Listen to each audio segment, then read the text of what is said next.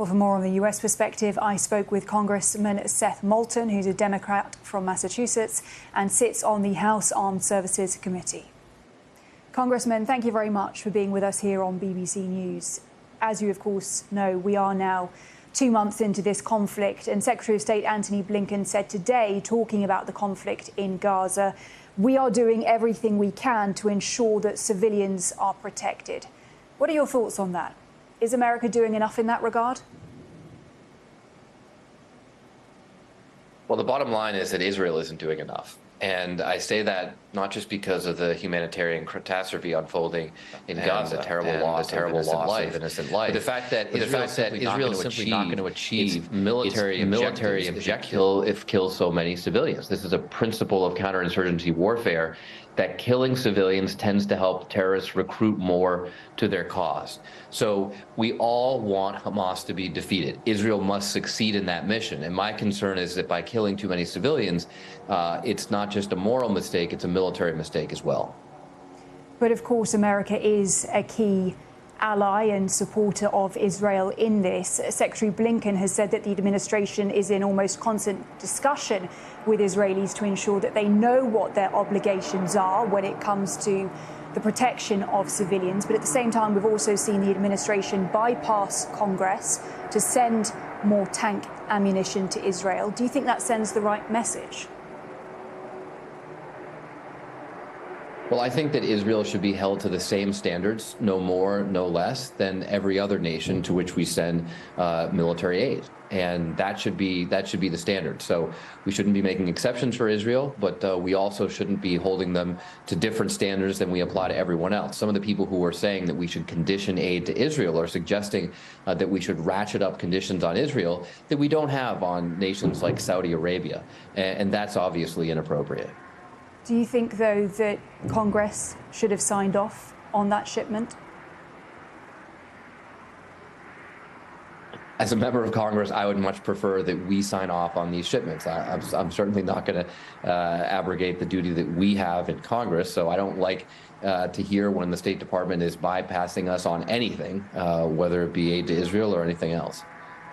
Now, you yourself, you are a veteran. I want to touch on your latest op-ed in Time magazine entitled "The Lesson That Israel Must Learn from America's Fight in Fallujah in Iraq." And in it, you quote US Defense Secretary Lloyd Austin saying, "In this kind of fight, the center of gravity is the civilian population. And if you drive them into the arms of the enemy, you replace a tactical victory with a strategic defeat." Do you see that as a possibility of Palestinian civilians being driven into the arms of Hamas? Yes, I think it's a real distinct possibility if Israel continues killing so many innocent civilians in the course of its military campaign, to rightfully, with the rightful goal of eradicating Hamas. You know, there was a poll done of Palestinians in the Gaza Strip just before October 7th, and it showed that 62% of Palestinians did not want to live under Hamas. This is not surprising, of course. No one wants to live under a terrorist regime. But I'm concerned what that poll would say today. We have a principle in America called insurgent math, where there's an estimate that for every innocent civilian you kill, it creates about 10 terrorists, 10 new adherents to the cause. You know, by that math, Israel has created about 100,000 new terrorists as they've gone about this campaign. That doesn't bode well for Israel in the long run. So, Congressman, let me ask you this. How does America take on that lesson, which you've just set out, that lesson from Iraq, while continuing to support its key ally, Israel, in the wake of the atrocities of the 7th of October, to make sure that something like this never happens again? Well, there's a couple of things that we have to do. One is that we are in constant communication with the Israelis, and we do know that they are listening to us. For example, we in Congress received a classified briefing about the beginning of the ground operation, and then it was significantly delayed because they were listening to our advice and heeding the warnings of the Biden administration. The second thing we need to do is make sure that we get everyone on board with the principles here of this conflict, which is that Hamas has to go.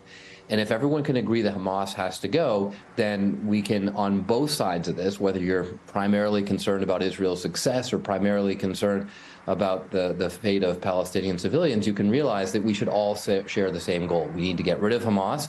We don't want to kill innocent Palestinians. And at the end of the day, neither Israel nor the Palestinians will have security if Israel isn't secure, if Palestinians are not free, and if this killing on both sides doesn't come to some peaceful conclusion that I think ultimately must be a two-state solution.